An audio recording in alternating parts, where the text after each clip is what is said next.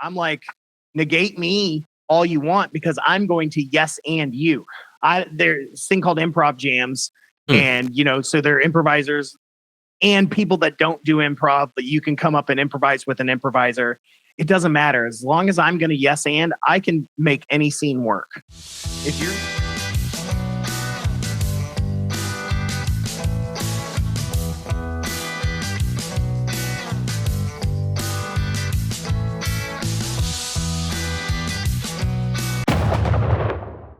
Welcome back, everybody, to another episode of the Bill Chillin' Podcast. Today, we have the pleasure of speaking with Stefan. You do Improv 502. You just joined a new improv troupe, right? Yeah, that's right. And welcome back to Louisville, man. I was glad to see you were coming back so we could do this. Yeah, it's good to be back, man. I mean, as much as I was living in Phoenix, Arizona, and I did enjoy it, but I had a baby and decided to come back for family. And well, that opened up all the old doors again to do improv again, because there's a whole different world out in Phoenix for improv, man. Yeah. Well, can you expand on that a little? What do you mean? Is it just not as popular out there? No, it's way more popular. I mean, there's about 8 or 9 improv theaters out there, whereas in Louisville, there's no theaters. So we, all the troops around here, we have to find space, whether it be at a bar or a restaurant or a theater or an arts center. We have to kind of rent or find those spaces. Whereas out there are dedicated theaters, which means there's not troops. Whereas here, there's a lot of improv troops. Out there, there's more improvisers, just individual performers that perform at different theaters with other people. Gotcha. That makes sense. Yeah. So yeah, like there's competition, but you're not competing with people with a lot more money and space like you are out there. Yeah. So there's positives and negatives for both. And I enjoyed performing out there. That was a lot of fun. I did a number of different theaters and taught some classes out there and stuff, but I love the community that Louisville has. The improv community here is strong, and I like it a lot better. For someone who, isn't really familiar with the, improv scene, like how would you like describe improv? Improv is basically, if you've ever seen Whose Line Is It Anyways, that's a perfect example of what most improv is, especially in Louisville. Short form there's 2 types of improv, short form and long form. Whose Line Is It Anyways is short form. So they're games where there are different established rules to each game. And improv is essentially making things up on the spot. It's comedy that's being made up in front of you based off of the audience suggestions. And long form is more like an improvised play. So it's more like an hour-long series of different scenes, still all completely made up, but it's heavy on scene work, heavy on characters. So in that, the improv long form, I guess, is it kind of like the story just evolves based on what happens, I guess? Or is there kind of a set script-ish? No script. No script. It's based off of suggestions. So let's say we get a suggestion of fire, right? We just say, give us some improvisers will ask for more detailed suggestions. Sometimes they'll just ask for a word to be inspired by. So let's just say it's fire. So fire is what we're inspired by. So you might see an opening scene with, a couple talking about, years ago when their house burned down and how that changed their lives. And they're talking about that for a while. Maybe the next scene is back 20 years ago, and you're seeing this couple together before the house burnt down, leading up to the house burning down, right? With all these different people that come in and out of their lives. And you can play multiple characters and things throughout the play, but it all kind of generally tends to be one storyline. There are some long forms that'll tie in different storylines and then find a theme that kind of ties it all together, as opposed to a storyline that ties it together. It's just it's improv, so it's kind of infinite what you can do. That's really cool. You're guaranteed to see something different every time. Every single time. It's got to be hard to. Yeah, and you're going to see something based off of either your suggestion or somebody that's in the audience with you. So it's new for the first time because it's based off of suggestions. So the audience feels like they're a part of it. Right. Because without them, the story wouldn't have happened. Yeah, that's awesome. And usually when audience members are added into like comedy shows, it's not always a good thing for the audience member. So Yeah. I get And that's kind of the difference between stand up and improv, right? Is stand up, that's one guy trying to make jokes. He's trying to make everybody laugh. And so he could, pull on you to kind of pick on you and have fun. Or the audience can pick on the comedian, right? That's where heckling in improv, that doesn't happen. You can't heckle an improv because we wrote nothing.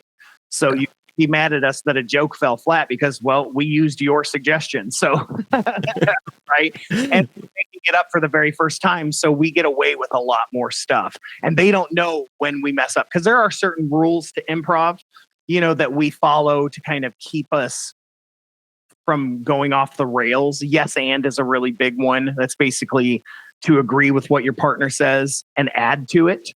So it always makes the scene move forward constantly.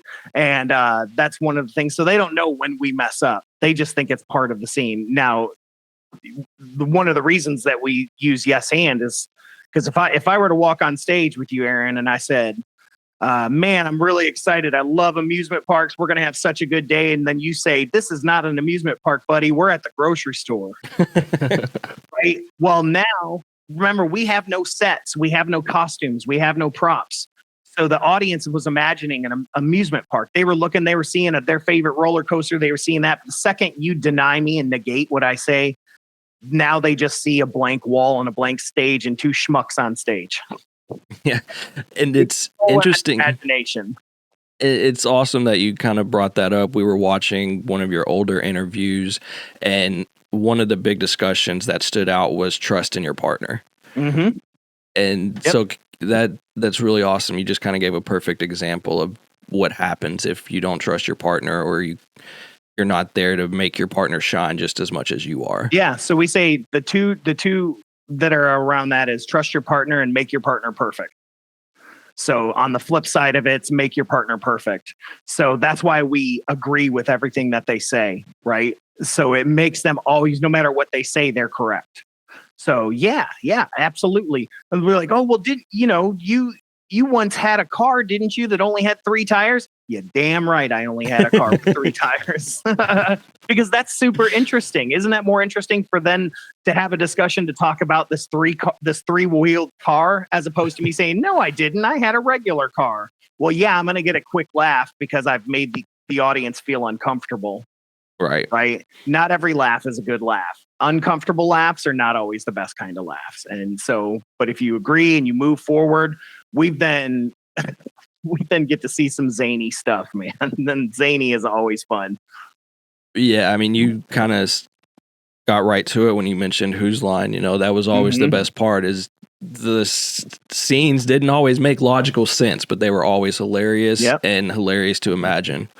Well, and that's why I like short form so much. I do both. I do long form and short form. But short form is, I feel like, is more the audience's improv because they get to have a lot more fun. They get to, through the entire night, they get to throw suggestions out. They get to be a bigger part of it. Sometimes you can even get them up on stage to have them a part of the scene. Not having to do a whole lot, but enough to make them uncomfortable in a fun way. Yeah. And those games those rules that are put in there, like a game ABC dialogue is, you have to start every sentence with the next letter of the alphabet. So it's 2 people going back and forth, A, B, C, D. And it's ridiculous. And that's one of the few times you might get an audience member heckling you because you went from, B to D. Right. You're like, look, you've gone through the alphabet twice already. Give me a break. Exactly. Yeah. And that's just one of those things. Like it might be a heckle, but it's almost a fun heckle, It's like, it's okay. Yeah. We're going to keep moving.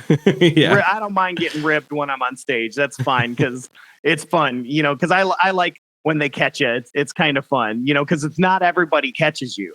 It's always like 1 or 2 kind of clever audience members. And most of the time, nobody says anything, but sometimes they will. And it's just kind of fun because you get to break character a little bit and have some fun. So switching gears a little bit, what got you into improv? How long have you been doing it? I've been doing improv this will be my 24th year. I've been doing it since 2000. So right around January of 2000, when I went to college, I was in the theater program, and one of the guys that was the president of our theater club said that he had gone to Chicago and he had seen Second City, which is the big improv house where all the guys from SNL come from and stuff like that. And he's like, we need to do improv. And so we spent some of our money and hired a guy to come in and teach us improv. And so we did a couple classes and learned how to teach it ourselves, started reading books, and just absolutely fell in love with it. And then the very next year, I switched colleges. I went to Western Kentucky University. It's where I graduated from. And there they had a college improv troupe. So I immediately auditioned, got on the team, and I have done it nonstop since then. And as much, I'm an actor too. I do plays and musicals and I do all that stuff. But improv is 90% of what I do. Awesome. I've been teaching it and performing it. I've been teaching it for about 15 years and performing it for 24. So that's so long. That's the definition of like passion. I'm pretty sure. And I absolutely, like during COVID, I thought I was going to hang myself. I like not being able to do it. And doing it online was okay. I did some shows online. I taught some workshops online. It's okay. But improv is kind of one of those things that it doesn't do as well online, not in the same room. Whose Line is a very rare example of improv working, watching it not in the audience, but they film probably 2-3 hours worth of improvised scenes, and you get a half hour of that. They literally find the 100% best ones that they can that go the best, because one of the big things about improv is energy flow. It's that energy you get from the audience, that rise and that fall. Like there's something about sharing that high energy that it's like nothing else in the world. Like the improv is best experienced live, and I'll always say that. Always. It makes sense. It's kind of the same with really any comedy, right? You have people who get in front of a camera on YouTube and just yell at the camera and think they're funny. And I mean, sure, they might get a little bit here and there, but it's not the same as going to an actual stand-up or, an actual show. Well, and like I said, it's, you're the one giving suggestions. And so you feel like you're a part of that performance. There's even if it's your friend that you came with that gave a suggestion, you still feel like you're part of that because that's your friend, or that's your group of people you're in the audience with. Like I don't know what it is, and that's as an audience member myself. I do the same thing when I go to improv shows. There's something about it, like being live, that's like nothing. It's like watching like a Broadway musical on TV. Yeah. Like, most of us watched Hamilton on Disney Plus, and it was cool.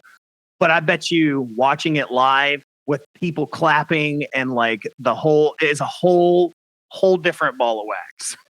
Yeah, and I completely 100% agree. It's funny that's just a common thing or theme throughout theater anyways, because,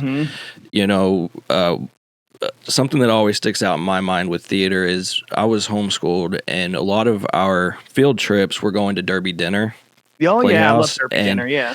It's so different than like going to see a play at a different theater because you're so close to the whole thing, and you see the cast members just running to get to and from where they need to be, and they're running past you and running past them, so it's just so much more interactive. Yeah, Derby Dinner is a very cool space, man. And, they're constantly having to be essentially in the round, and cover multiple sides. Like you'll see them turn all the time because they got to make sure that, people behind them aren't blocked the whole time. So Derby Dinner, and I've got friends that act at Derby Dinner and have acted. They say when you're done with a show every night, you're out of breath. I bet. Because just watching like them you said, run. You're having to run, you're having to do that. Plus you're constantly turning. We're on a flat stage, where the audience is just sitting facing it. They can stay turned that whole time and just stand there and give that monologue. And it's incredibly impactful. It's powerful. But at Derby Dinner, you got to move. so Yep. that the audience can watch. And it's, yeah, I love Derby Dinner, man. It's not a lot of, it's kind of one of those hidden gems that everybody knows about that nobody knows about. Yeah, it is. It's always, I wish I could go back. I need to go back. I haven't been in so long, and it really is just a totally different way to experience theater. Yep. I agree. And so kind of in the improv and the audience thing, Jack over here is a big fan of wrestling. And I think me a lot too, of the man. same I'm a rules big apply. wrestling fan. Awesome. Wrestling is theater and improv, man. If there is anything that is improv and theater mixed together, it's wrestling, man. That's what I was thinking. Yeah, my old scene partner, Brad McQuarrie, he is him and I used to do this improv troupe called Fearscape, which was the name of my old podcast as well. He was the host of that, but we do a horror themed long form. It's just two of us, and we play 25 different characters. I mean, it's insane. But he's a wrestler. And awesome. Yeah, he's wrestling right now. I think TCW, and Bradzilla is his wrestling name, but he's incredible. And he's even said, like, once he learned improv, it made him a better wrestler. And, and being a wrestler made him a better improviser. So I completely agree with you on that, man. I can see how that translates, especially earlier when you were saying, like, trust, you have to, trust your partner. Definitely in wrestling, you have to, make your opponent, look better, and, you have to trust them to, make a good match. So I definitely could see how that could translate. Unless you're Bret Hart. Yes. You can't trust your partner. Sometimes. Too soon. Yes. Oh man. So I have a really kind of random question. I know you mentioned when you had a kid, moved back here for family and all that. And so my daughter just turned 5. And are there any correlations you can make or ways that you see that improv has helped you since you became a father? Oh God, yes, man. I talk to my little girl and so many, because one of the things I love about improv is creating different characters all the time. One of the classes I teach is a character class. And I can teach you to do 100 characters in an hour. Like it's so easy to do. And I do voices with her all the time. She's 21 months old. And so she's talking now. Just words that she hears from us, but she's been trying to mimic some of the voices that I do, and it's hilarious. She's been trying to mimic Elmo, which is really, really funny. And yeah, improv has really helped me communicate with her. It's actually, my wife and I have talked about it. I think that it's really benefited the marriage as well. Because I'm able to, because one of the things, one of the other big rules of improv that I teach is listen and react. Because that's conversation, right? That's what conversation is. That's what improv is just a conversation. But when you're listening, you're actually paying attention to what someone's saying, and then you can react to it. And so I run through those rules sometimes. If my wife Sarah and I are arguing, I might think of yes and, instead of being mad at the suggestion she's made, maybe instead of saying no, I don't like that, I'll say, okay, yes, and here's what I can add to it. So here's how I'll do it. Really helping y'all like communicate. Yeah, it's made all the difference in the world, and it really, I think, has made a very healthy relationship. And I think that a lot of that's going to come in place when my daughter Hazel gets older.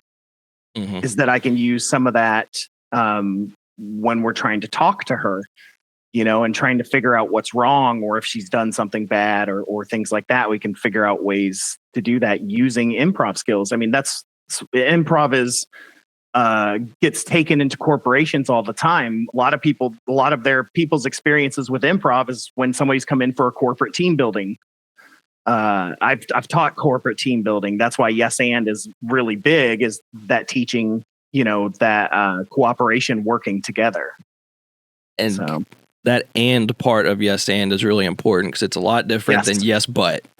Oh yeah, we don't use yes but. Yeah. Yes but's a whole different thing. I mean, there's some exercises to use it, but yeah, yes, but is basically negating it. It's like, yeah, but I disagree with what you're saying anyways. Yeah, exactly. It automatically turns the conversation negative a lot of times, or it can.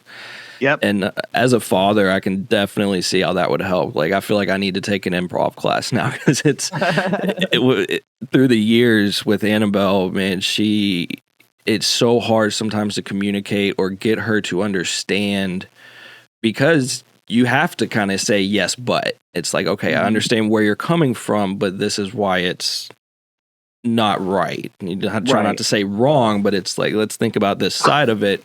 But I'm sure after enough improv, there's ways to turn those yes buts into yes ands and still getting a point across. Yeah, absolutely, man. I look forward. Like I said, I look forward to it, man. Like when she gets older and I can actually have a conversation with her, because she is my daughter is me. She's a carbon copy of me. Like I told my wife, I said, I'm sorry, but there's two of us now. Like, yeah.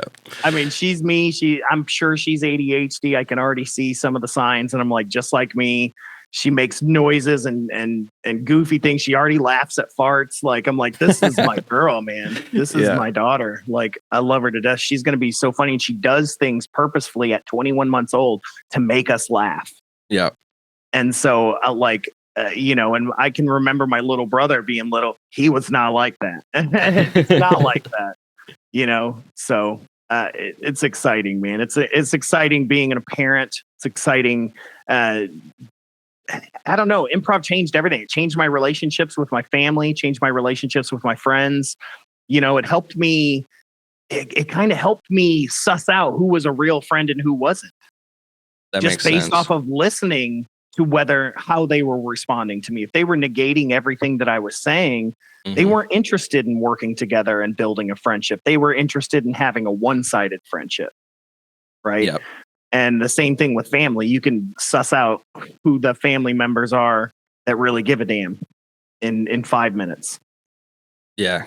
Yeah. That you really got to be quick on your toes with everything. You're just thinking, listening, like you said, and being able to pick out little nuances like that on the fly. I'm sure that translates to every part of life. Improv has got to help like sales and like so many things, Now the downside, there is a downside, is that close family and my wife and people like that don't trust half the shit you say either, right? Then they're like, did you just make that up? Because I'm an actor as well. So I'm an actor and an improviser. So my dad, even before I got into improv, my dad was always like, I don't know if I can trust you, man. You're an actor. You're just too good at selling stuff. Like, and I'm like, no. But my wife will. She'll be like, did you just make that up? Because it sounds too good. And I'm like, no, that's literally what happened. A gift and a curse. It's funny because usually if I'm accused of making something up, it's probably true, Yeah. And so she's like, I hate that I don't ever know if you're lying to me or not. And I'm just like, right. Know. Oh man, working the crowds, working the family, you do what you got to do. Do what you got to do to make $1, man. Oh man, that's really awesome. I really liked hearing how that's helped you as a father, and I'm going to go out of this with a little bit of a different perspective, probably. Just those two words, yes and. Yeah, like I just started teaching. So Improv 502 is the school that I run. I'm artistic director there. I was running it before COVID, and then we went away. Well, with me coming back, me and my partner Victoria Wagner, we just brought it back. We just started our level 1 class 2 weeks ago. And what's interesting about level 1 classes are that's different between stand-up classes, because stand-up classes, I would say 95% of the people in there want to do stand-up, right? That take a stand-up class. You could maybe got like that 5% that are like, oh, I just got to do something I'm afraid of. Yeah. Right. But in improv, it's more like 50% are in it because they want to do improv, or even less, maybe even 30%. The rest of them want to learn how to think quick, or to learn to think outside the box, to communicate better, or different things. So like our level 1 class, we don't have a performance. There's no student performance because a lot of people don't want to take level 2. They just wanted to see if they could do it, or they, like I said, they want to learn how to communicate better. They want to learn to do public speaking better. They want to learn how to think outside the box or think quick or different things like that. Like in my class right now, we've got a mother and she wants to learn. It's exactly what we were talking about. She wants to learn how to better communicate with her 8-year-old, and, she said that she's always stuck in her head. She can't get out of her head, and her kid thinks quicker than her. And so she thought improv would be a really great way to kind of outthink him. And already after 2 classes, she's already just blown away. And, that's awesome. Because kids are quick, man, and they don't have a filter. Quick. They have no filter, whatever comes to mind. You know who doesn't have a filter? So my day job, I'm an activities assistant for a senior living facility. I've seen that. Yeah, that's awesome. They have no filter. And in fact, I teach improv there too. I teach it twice a month. And I just had a class today. And the stuff that comes out of these people's mouths, it's beautiful. It's beautiful because they don't care anymore. They're at the end of their lives.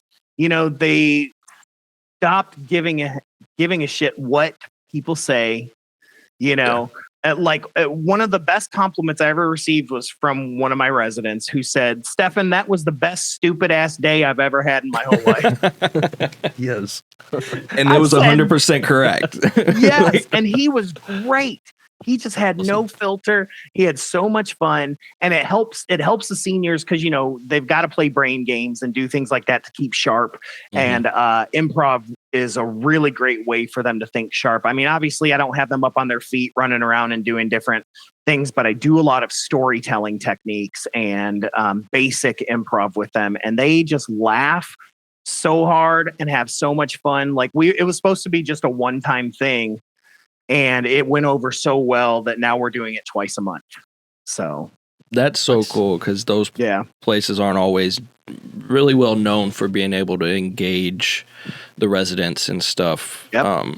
At least in a way that they enjoy it. They'll say, agreed. "Well, we do this, we do that." It's like, well, how many of them actually want to do that? You know what I mean? Well, and how many senior homes is it basically like the highlight of their day is bingo? Yeah. Right. Don't get me wrong. The highlight of their day at my residence is bingo as well. But the number 2 is that improv. That improv class. Because we do my boss, Amy Webb, she's incredible. Like she brings them so much different stuff like nothing I've ever seen. Because I remember my grandmother, when she lived at one of those homes, I would spend the summer with her. Well, not summer, but like a couple weeks over the summer with her. And I would go to some of the activities and they were nothing compared to what my boss puts out there. So I'm really glad I got hired at this place as opposed to maybe somewhere else, because she lets me throw ideas at her like improv. Like who would have thought, oh yeah, improv would work great with senior citizens. Yeah, it's not what most people would automatically think. They wouldn't want to bring someone from outside and probably teach it, but that's why it's so cool to see your passion in it. You just want to introduce it to everyone and every aspect of your life because you understand how beneficial it is. Absolutely. It's what I said. It's besides my family, it's my number one passion. And I've been passionate about it so long, I don't know how to be passionate about anything else anymore. Yeah. But like you mentioned during COVID, it was a stressful time because you couldn't do it. But you still make sure to find ways to be engaged it and everything like that. And sometimes that's the difference between like a passion and an interest. You can be interested for short periods of time.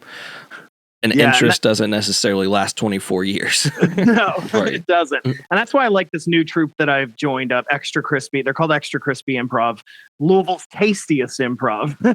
Nice.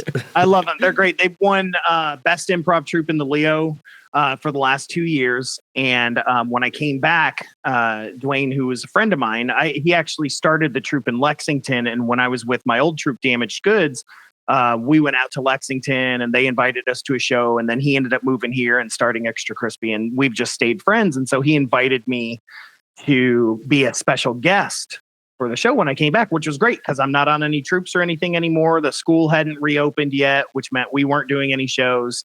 And I clicked with those guys so well. I was considering asking them if I could audition, and then they messaged me and asked me if I would consider like being a part of the troupe. I said, "Well, that worked great. I didn't even have to audition." So, but my show essentially was the audition, and it went over well. And this is one of the best group of like improvisers I've seen in a long time, and that's working with professional theaters out in Phoenix. And these guys just have a passion for it that I hadn't seen in a long time. And they're absolutely hilarious.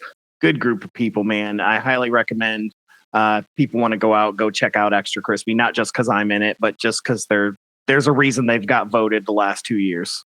So, well, and speaking of going to see it, you all have a show coming up, right? Yeah, we do. It is on February 10th, if I'm correct. Yeah, February 10th at 8 p.m. It's at 21st in Germantown, which is a really cool spot. And then we've got one in March as well, March 29th at Highview Arts Center, which is a really cool spot as well. But yeah, the one coming up is February 10th, and I'll be in it. It's going to be a good show. There's probably going to be like Valentine's Day themed, I'm sure, because we don't usually figure out what we're going to do till about 2 weeks before, because when we rehearse, we just play games left and right and learn techniques and learn to work together and create a family dynamic. So that's cool. So if anybody wants to go see and experience that, see what's up with that, definitely check them out. Yeah, the it's only Highview $10. Arts Center. It's cheaper than going to a movie. Yeah, especially these days. Yep. And I mean, the Highview Arts Center is like right around the corner from me too, so I might have to try to come out to that one. That's where I did my show. Was at the Highview Arts Center, and that was my first experience with it. And it's a really great space, man. Like, I'm really excited. Not only that, we're Improv 502 is in talks with the person that runs Highview Arts Center about maybe doing some shows there, like the student showcases and things like that. And then I don't know if you knew this, but I used to run an improv festival here in Louisville as well. I did not know that. Yeah, we did it for 3 years, and then COVID came. Of course. But it was called the Damn Good Improv Festival, based off of Damaged Goods back in the day. But that changed. We were actually going to change it to the Louisville Improv Festival once Damaged Goods broke up. But that'll come back. And if that comes back, I very much expect that to be in 2025. And that'll probably be at the Highview Arts Center, because like I fell in love with that space. It's absolutely perfect for an improv festival. It's perfect to teach workshops, bring in the public, do 3 nights of shows there. And it's just, man, yeah, if you haven't been to Highview Arts Center, go check out a show there, because it's a cool space, man. Yeah, I'll definitely have to. I haven't. I've driven past it and I've seen it, and I just thought, oh, cool, it's right there. Yeah, I remember pulling up to it, and I was like, how small is this space? That's right? What I thought from the outside. But you go in, and it's massive. Really? Okay, that's cool. Yeah, I mean, it seats like 60, 70 people. Wow, It's I huge. Figured you might have said like 30, and even then, that's like shoulder to shoulder almost. It looks small. They got it tiered, like it's. And maybe I'm exaggerating on 60, 70, but I mean, I think we had 50 people at our show that I did. And we sold out. It was packed. And it's a great space, man. And they've got like a little sitting area out front before you walk in and go back into the theater. Then they've got back rooms. They got a green room plus another room for like rehearsal space and things like that. I mean, it's like the TARDIS, man. It's like it's bigger on the inside. Oh man, yeah, that's awesome. That's funny, and it's cool. I'm gonna have to check it out, because I know they've hosted a few things there, like different art festivals and stuff. So that's awesome. Yep. Like I said, we'll be there March 29th. So speaking of Damaged Goods, I think you were with them when we met, right? It's been like 10 years ago now. And so that's how I knew you did improv. And of course, we just became Facebook friends, and I just, see your posts and stuff. And so when we started this, I just thought this would be perfect. We just like talking about cool people doing cool things in Louisville, or, venues and things like that. And so I remember then you were doing a lot of musical type improv stuff, right?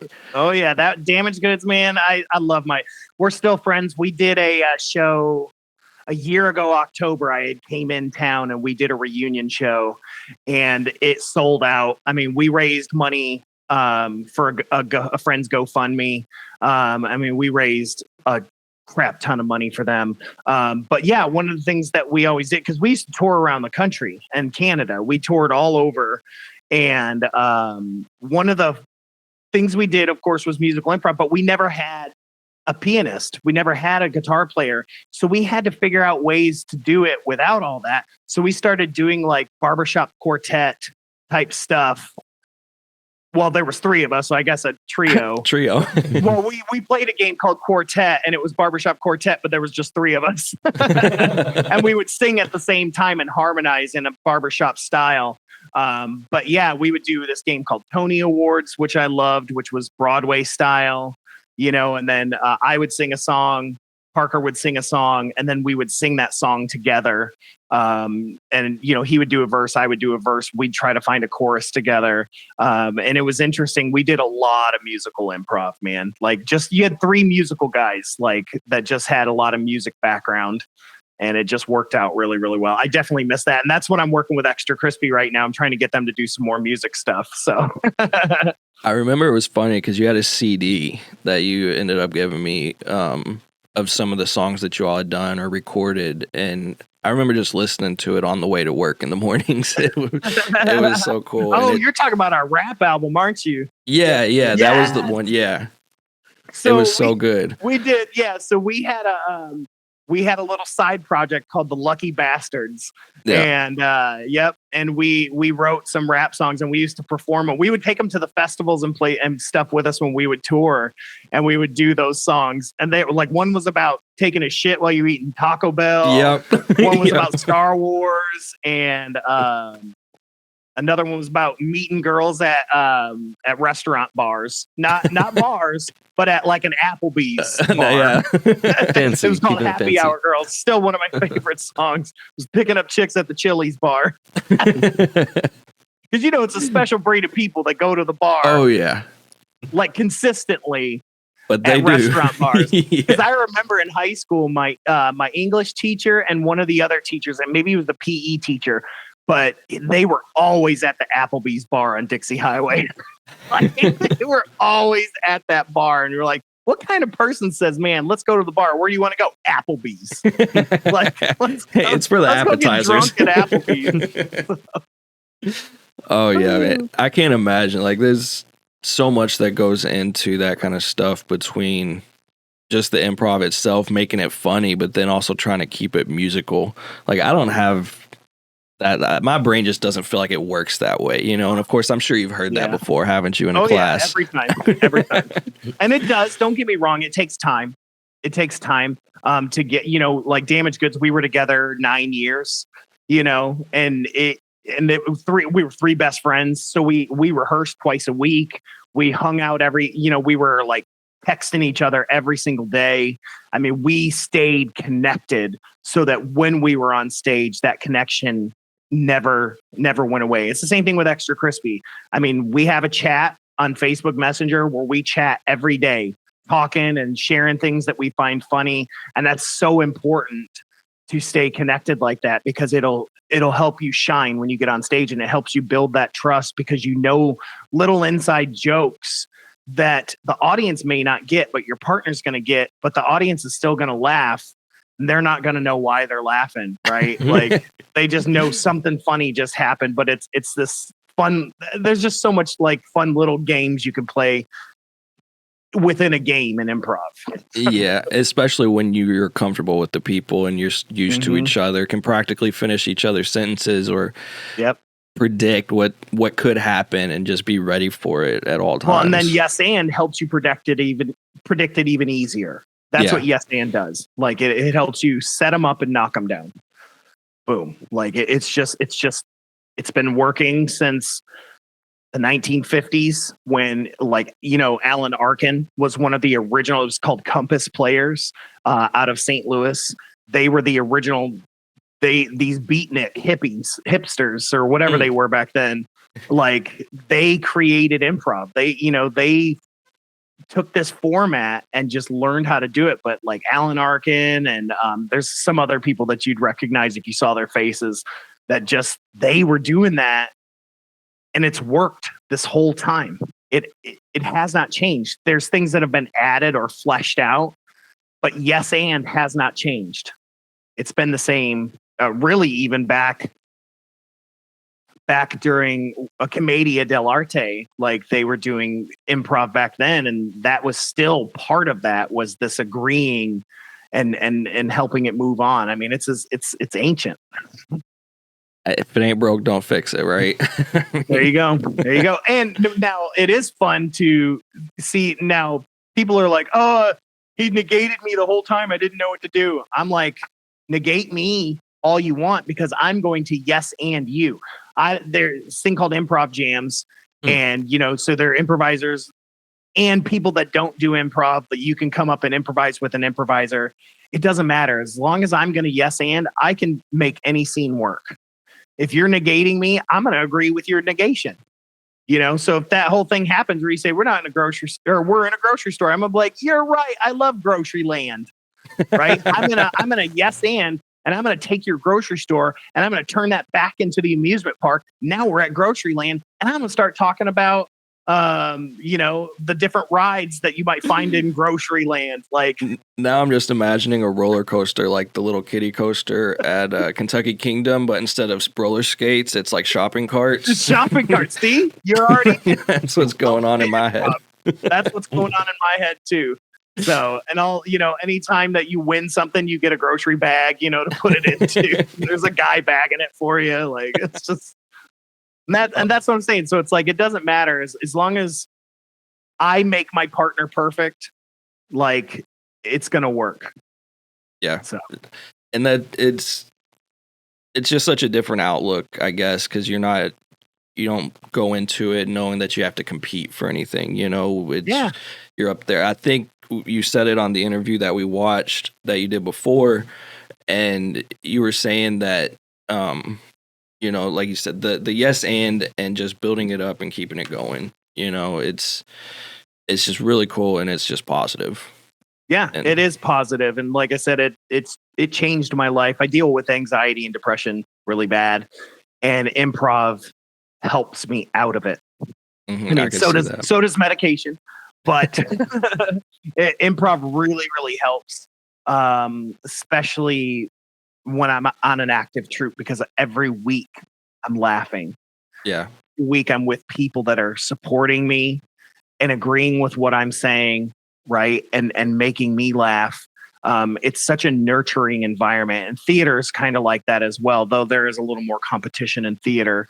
But improv, you're all up there together. Like, there is there is solo improv. Don't get me wrong. There's always a caveat somewhere.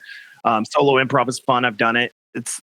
But there's nothing better than improvising with other people, because it's like painting a painting, but with multiple people painting it. Yeah.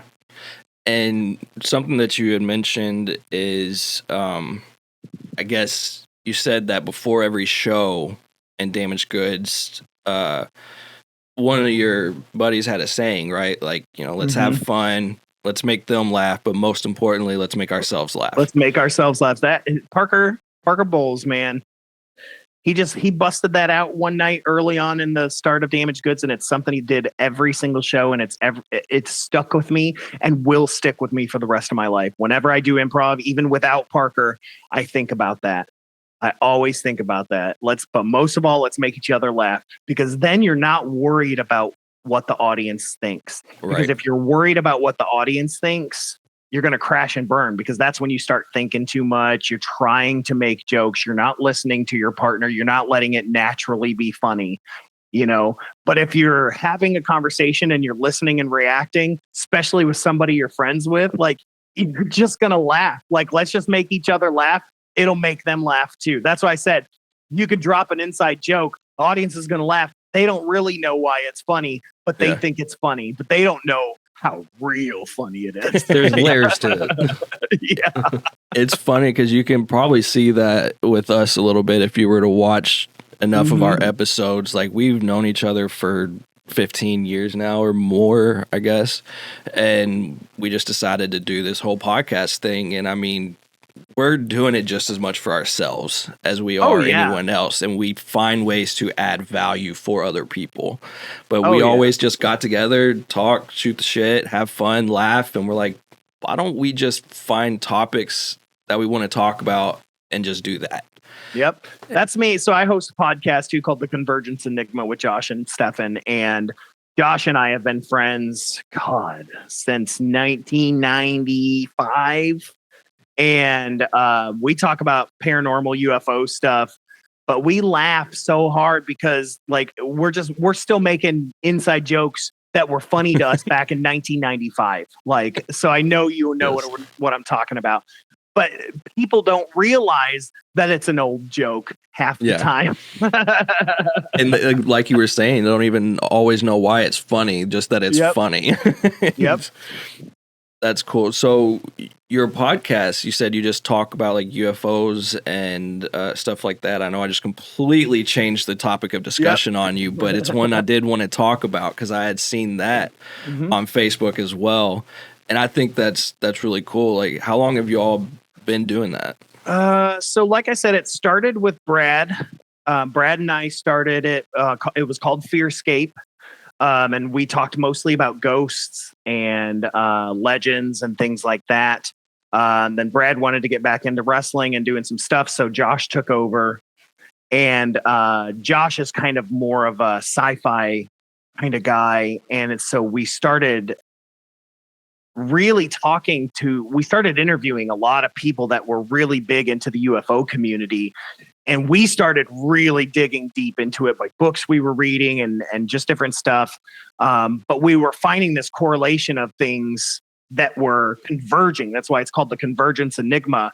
Like we started out with the Enfield haunting. This is what Conjuring 2 is about. So the Enfield haunting, somebody had said to us, did you know that during the Enfield haunting, there was during a space of a couple months in the 1970s, I can't remember what year off it, it's been a long time since I talked about it, that during that time, there was a number of Sasquatch sightings in that area. We said, well, that's weird. So we started researching. We started researching that not only were there Sasquatch sightings, there were fairy sightings within a year. We did that whole year within 100 miles of where the Enfield haunting was. We found UFO. We found like 20 UFO sightings that all took place. The next year, maybe like 2. The year before, 3. But that year, during the Enfield haunting, there was, like I said, like 20 something UFO sightings. There were Sasquatch sightings. There were fairy sightings. There was like other hauntings that were taking place that didn't happen the other years. And we were like, why? Why does it all seem to converge together? So we started looking at other things. We started looking at like the Superstition Mountains, like all their legends. There are UFO sightings there. There's tons of Sasquatch sightings there. There's missing people. There's all this stuff. And if you've ever seen the Missing 411 documentaries, have you guys seen those yet? I haven't. Oh, y'all are missing out. This is not even necessarily paranormal. It's called Missing 411 and then Missing 411 The Hunted. And then there's like a new one that just came out that's a little the UFO question or whatever. Because now he's starting to make a correlation himself. But if they talk about how there's tons of missing people at national parks, right? Why are all these people going missing? Why, when this shouldn't happen, they'd be, they would find things right off a path, like all these missing things. And you start wondering, was this like, I'm about to get real paranormal, but it's like, was there a portal? Did something happen? Did they disappear? Like their tracks just stop. Okay. Right? And there's just clothes there, but there's no human being there. There's no tracks that lead anywhere else. There's nothing like what happened to them. Did they get abducted? Did something happen? And it happens a lot in national parks, like these big open areas. Guys that know this land, they're hunters and they know the land, yet all of a sudden they're disappearing and their phone is left behind, something they would never do, right? It's crazy. But yeah, Missing 411 is the first one. I can't remember what it's on, but it's on one of the streamers. But yeah, check out all 3 of those. I know the third one is on Tubi, the UFO one. the Okay. UFO connection one. But all three of them are really, really good. I think the guy that does it is David Pallades, I think is his name. I got to meet him in Phoenix. They have a mutual UFO network out there that's a really big. It's called MUFON. They have a really big membership in Phoenix because it's Phoenix. Because it's like one of the the Phoenix Lights and all that stuff. So there's a huge paranormal UFO community out in Phoenix. And but yeah, check out Missing 411. It'll blow your mind. Regardless of anyone's like belief in or not in paranormal and stuff, you still can't help but be intrigued by the question of what happened. Right. And that's what the first two do. The first two just ask the question. They don't really push any narrative. The third one pushes the narrative of the UFO, but the first two just lay out the facts. Yeah. And they say, well, this is weird and this is weird and this is weird. And, you kind of come to conclusions on your own or no conclusions and go, well, that's just freaking weird, man. So like, how did these people disappear? What, they literally turned around for 2 seconds. Where are they? Yeah. That's wild. It kind of reminds me of the, what is it? The Bermuda Triangle. Yeah, I think like Triangle. Planes and boats would just like disappear under like that small section of like coordinates. So, and there's more than just the Bermuda Triangle. I mean, there are a number of triangles around the world, even in the United States, where these things happen, where people just disappear constantly, and you wonder, what is that? What the heck?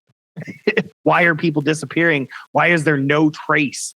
Like, because even if an animal were to get you, you'd find bones. Like, there's trace. There's nothing. That's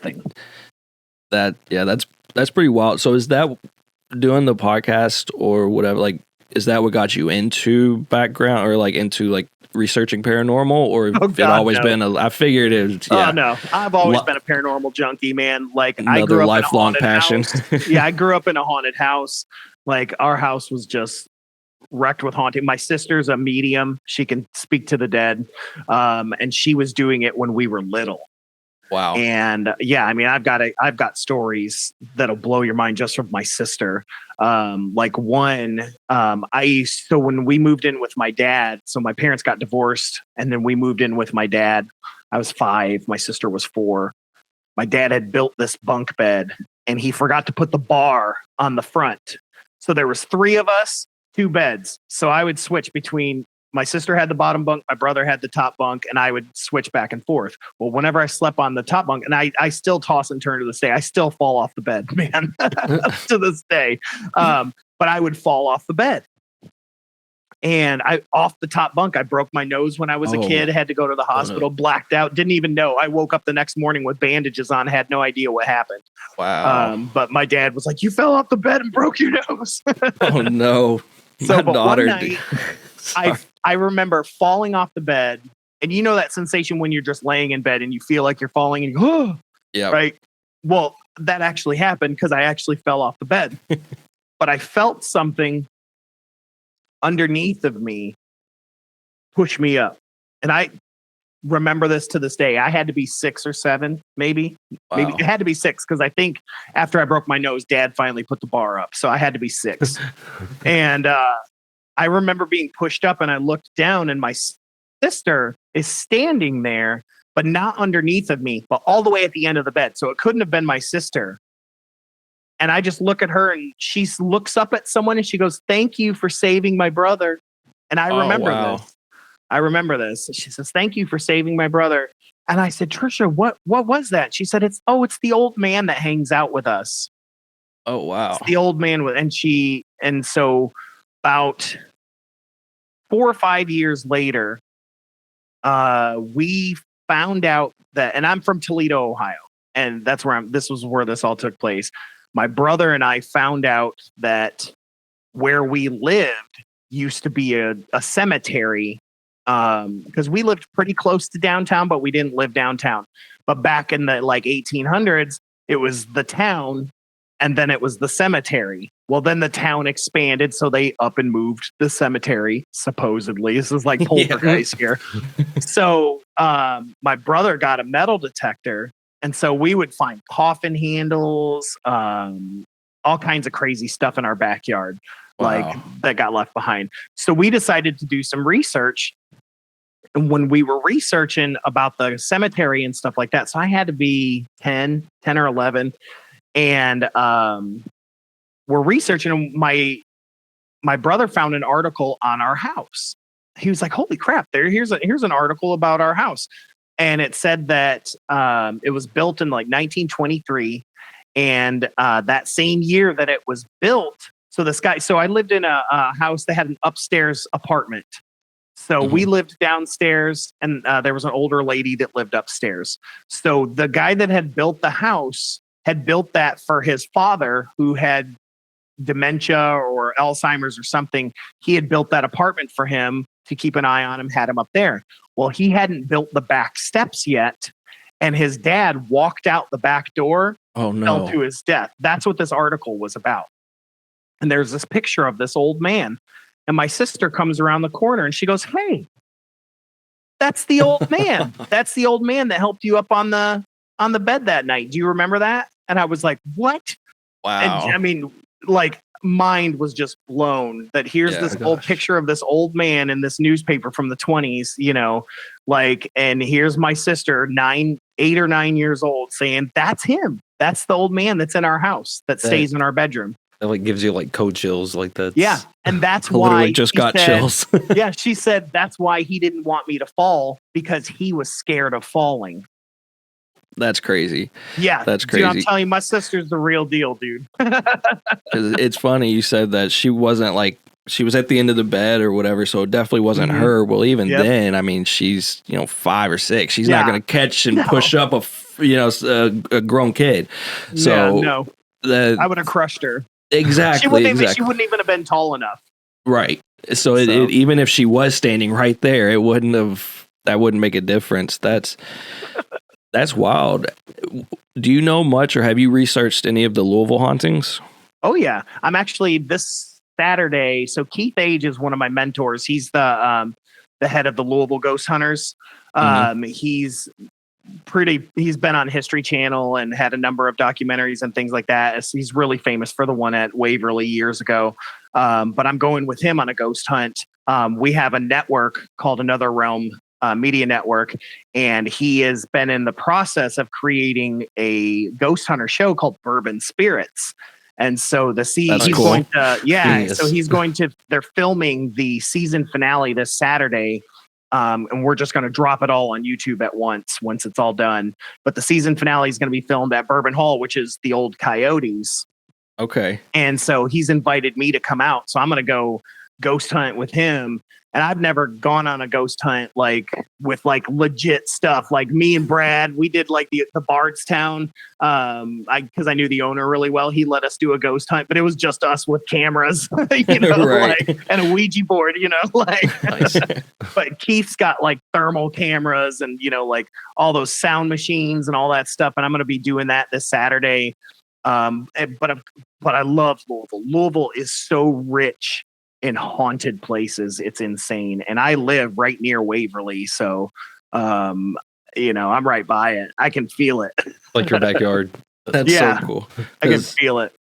We've done a couple of shows just barely touching on, some of the more popular Louisville hauntings, something we usually drop around Halloween. But it's just something that we find so fascinating, and we looked up Louisville Ghost Hunt groups. So we probably saw who you're talking about, or the name probably came up, Keith Age is the most popular one. He's the original rock and roll ghost hunter. He's in a number of bands. He's badass dude. He plays bass, and you don't want to mess with him. He's biker, you know what I mean? Like he's hardcore, but he's my mentor, man. He's just we had interviewed him for Fearscape, and he just took a liking to Josh and I, and he's hooked us up with, because he does conventions and all that stuff. And so like we had Michael, because I used to host another podcast called Misters of the Dark. It was a horror podcast where we would cover horror movies and stuff. And it's still on. I'm just not a co-host anymore. But he used to get us guests all the time. And we got Michael. I can't think of his name all of a sudden, but he's the guy from The Hills Have Eyes. He's the bald guy that has the weird face. Like, okay. we got to interview him, and he was one of the nicest guys I've ever met in my whole life. Like, and I grew up scared of this guy. Oh, that's but yeah, funny. he hooked us up with so many people. I actually got to talk to Elvira on the phone because we had Misters of the Dark, and he knows her. And so he said, I will get you a phone call with her. I don't know what she's going to do, but I'll get you a phone call. So I talked to her, and she says, hi, this is Cassandra. I just want to let you know that because we named our show Misters of the Dark off of Elvira, Mistress of the Dark. Yeah. And we're guys. She said, I want to let you know that I'm very, what did she say? She said, like, very, I'm pleased at the name. You know what I mean? I'm very, whatever the word is I'm looking for. Honored. Honored. Thank you. That's the word I'm looking. I'm very honored. Very, very cool. I hear you guys have a fantastic show. Here's my manager. And then her manager said that it's $10,000 an hour for just Cassandra, $25,000 an hour if we want Elvira. Wow. And I said, thank you, but no thank you. Yeah. Seriously. Good talk. But I did. Cool. I talked to her for all of 5 seconds. She knew it existed. She knows about the show, and she was honored. So, I mean, you got that. Definitely. What more do you need? That's all we needed. So, man, that's so cool. You got so many passions all over the place, and I'm sure they lean into each other a little bit. Have you done 100%. I'm sure you've done like haunting improvs and stuff like that. Yeah, well, that's why I said I do with Brad. We still to this day we do Fearscape, that's and right. That is a mix of all our stuff because what we do is we get the audience to create a monster for us, and then that's our suggestion, and then I'll get like the name of a small town. So maybe they'll say the lip monster, the lip monster of Versailles, right? And so that's the name of our long form. And then what I do is I've curated a list of like 200-300 horror movie soundtrack songs on Spotify, and then I have the sound guy, we put it on random so we never know what song is coming next. And we let that music inspire us as well. And so we'll do the scene. As soon as that scene's over, we clap. That lets the sound guy know, click next to go to the next song. And then we use that. And so not only are we being inspired by the music, we're inspired by that. Plus we're inspired by what we just improvised, and it's always fun because we try to do it in a horror movie format, so there's usually like a group of people that go hunting the monster, and of course that's really a lot cool. of fun. Yeah, it's awesome to see you just combine all those things together and just keep them all going. And it sounds like you've done 3-4 different podcasts really on just the paranormal stuff and everything. And you're an active guy, man. How do you make time for all of it? You have a daughter now. That's the last year and a half since I've had her has been a lot less. I mean, that's one of the reasons I stepped away from Misters of the Dark, was because I do another show called Astral Stew, which is me, Josh, and then my best friend Santosh. The three of us, we talk about just the craziest stuff, man. Like, from UFOs to like new age stuff to what we even talked about celebrity meat. One time we were talking about, like, because that's a thing that they can clone. You can clone muscles right now. And so would you eat Brad Pitt's muscles? Like, is it considered cannibalism? Right? If it's grown. So like, are there freaks out there that would be like, yes, clone a human leg so I can eat it and not have to feel bad? We talked about that on there. And then it was like, wow, would people charge money for Brad Pitt's leg? Like, to eat? Like, and that's just a weird one. But like talking about that, but yeah, we'll talk about time travel, all kinds of stuff on there. It's just a discussion podcast. It's just the three of us laughing and talking about the weirdest, craziest stuff, man. Psychic research, all kinds of weird stuff, man. That's awesome. Like I said, you're to your point, I had to cut back. So I cut back on Misters of the Dark. And we cut back. Josh and I used to do a weekly show with Convergence Enigma. Now we do maybe 5 or 6 episodes a year. We had to kind of cut back. Astral Stew we do once a month just because there's no planning. There's no heavy editing. I don't have to do anything crazy. It's just us talking. And so. Yeah, that's the easiest. I mean, and sometimes those are depending on the content and everything, of course, but the best shows come out just free flowing, free formed, and the most genuine conversation. We've noticed that just with this podcast, trying to like script things or write certain things down. It's like, no, let's just free flow it, right?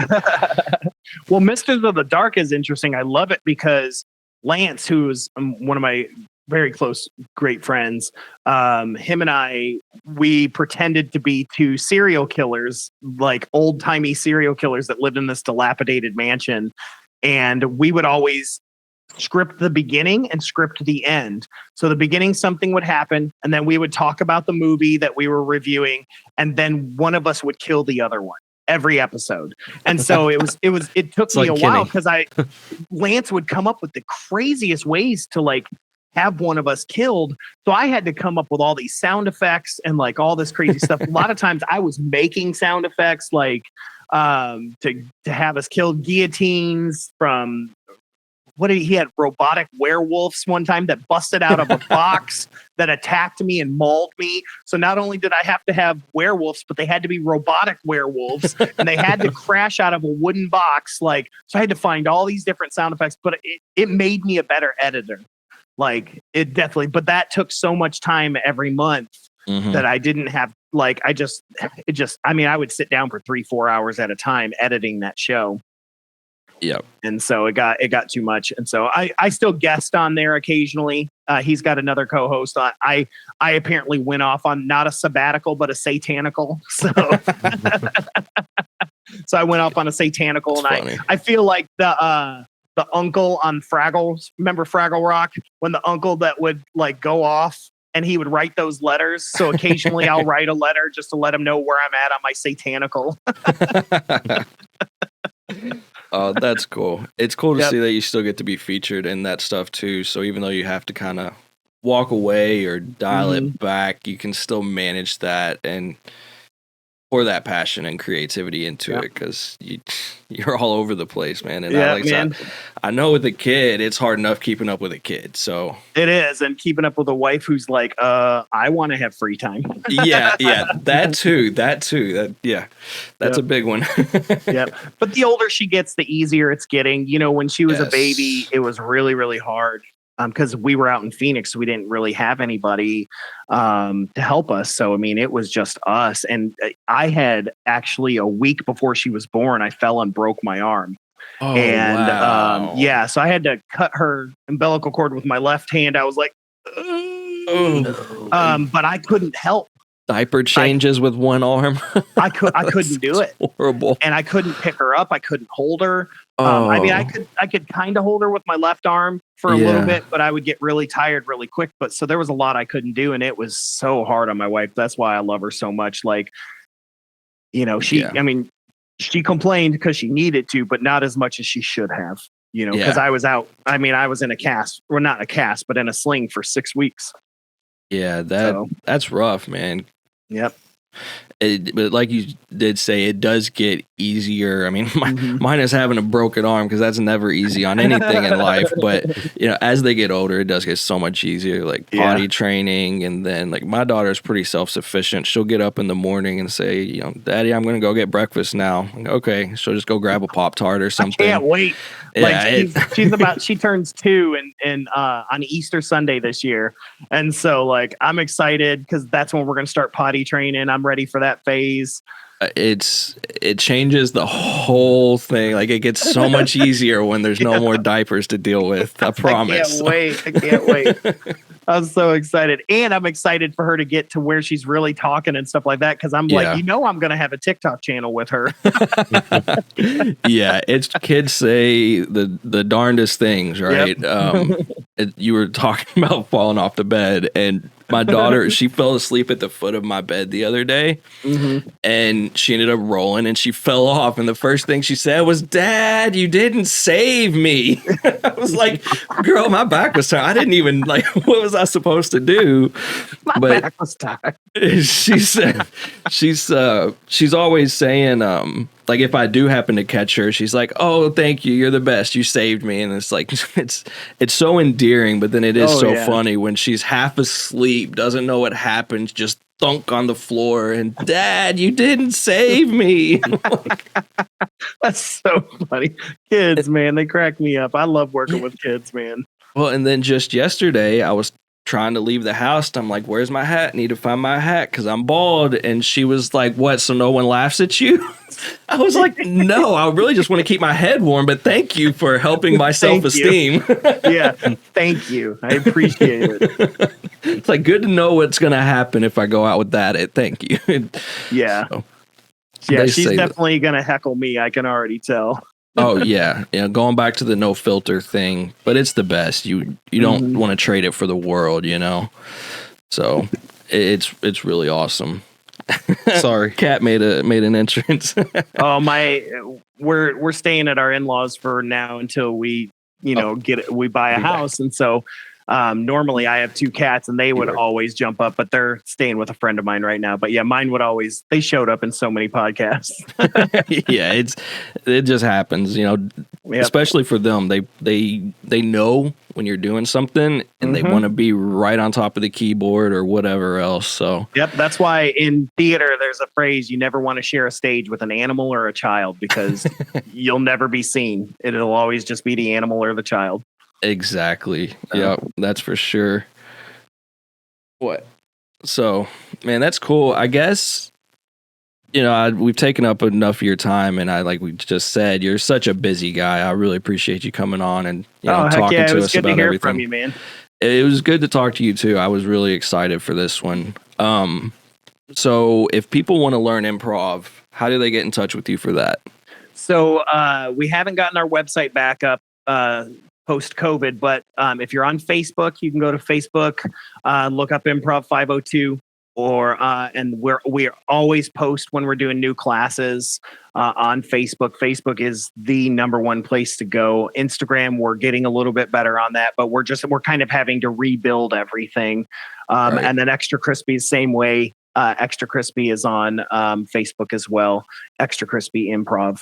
And then the Convergence Enigma, you can go to theconvergenceenigma.com or just go to YouTube and type in the Convergence Enigma. You'll find me just. Same thing with Astral Stew. Astral Stew. There's not many things called that, so you'll find me. Right. So. Well, I mean, honestly, if you just type your name, a lot of that stuff comes up. I'm, that Google Me, already. So. I'm all over the place, man. Yeah. That's like my wife, like when we first started dating, you always Google each other, Yeah. And she was like, "Good God, there's a lot of you on there."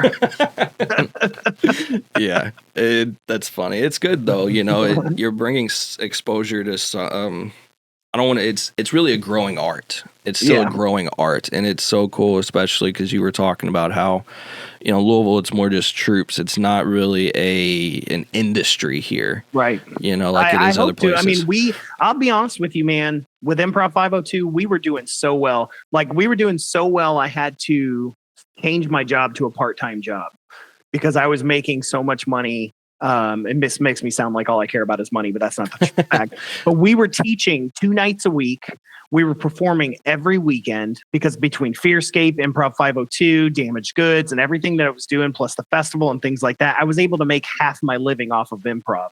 And we were just about to get our own space. Things were about to happen. And then COVID showed up and just destroyed it. Yeah. And so now we have no surplus anymore, so we got to start over from the beginning and start putting money away. And hopefully, we'll have our own space again. Right now, we are doing classes out of a boutique store called Poetic Moon off Frankfurt Avenue, which she's got a really great shop and she's so kind and she lets us use that on Monday nights to teach classes in. And but I mean that's what we're having to do. And we used to all do it at the Bardstown, but Doug Shuddy passed away sadly last year, and the Bard is trying to reopen. Some of his closest friends and stuff like that are trying to reopen it off of East Burnett. It's just going to be called the Bard, but that's taking a long time to get back up. And so the troops are just all over the place, man. Like I said, 21st in Germantown, Highview Art Center, Improv Anonymous. Where are they at tonight? Oh, Planet of the Tapes. Like they're playing there. They did a free show there tonight with the Hystericals. And so, I mean, we're hustling again, man, because we got comfortable because Improv was always at the Bardstown. Every weekend you could find an improv show. There used to be 8 improv troops in Louisville. Now I think there's only like 3 or 4. So, wow. Yep. It's cool though, man. You've done it once, you can do it again. And I wish the best for you on that, because thank you. Of course, you just moved across the country, you got a kid and everything, and being able to make a living, not to make it about money, but being able to make a living doing something you're so passionate about, there can't be a better feeling than that. No, there's not, man. I miss it. That's what I'm saying. I miss it, and I'm looking forward to doing it again. And I'm glad that I found this job that I found, the daytime job, because usually I hate my day job. Because we used to work together. Yes, we did. So, I hated it. And it's like, I've always done customer service. I've always done stuff like that. And so when I moved back, my wife said, take this opportunity to try to find something you might be a little more passionate about. And I looked and I saw this activities assistant, and I thought, man, I would love to work at a senior home. I miss my grandparents.